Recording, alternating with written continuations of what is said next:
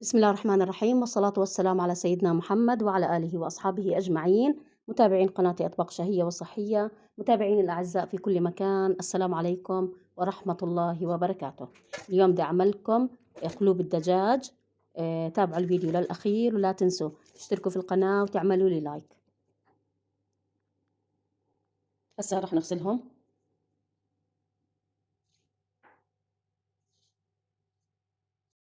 طبعا أنا بحط طحين عليهم، بحط طحين ومي، بغسلهم.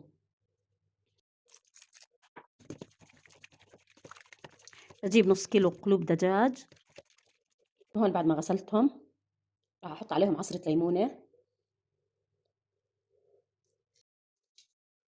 راح أحركهم مع بعض.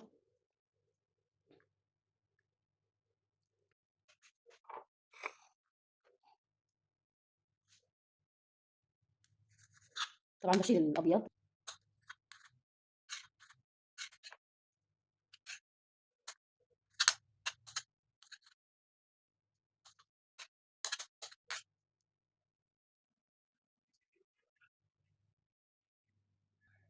طبعا أول شي بنجيب زيت زيتون،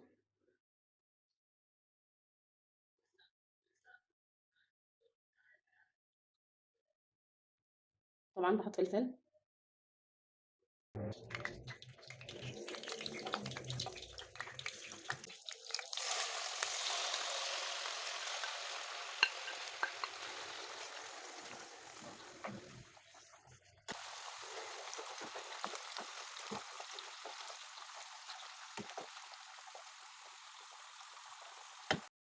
بالنسبة للبهارات بحط ملح، رشة فلفل أسود، بهارات مشكلة، كاري، وهيل مطحون، وقرفة ناعمة، وعصرة ليمون.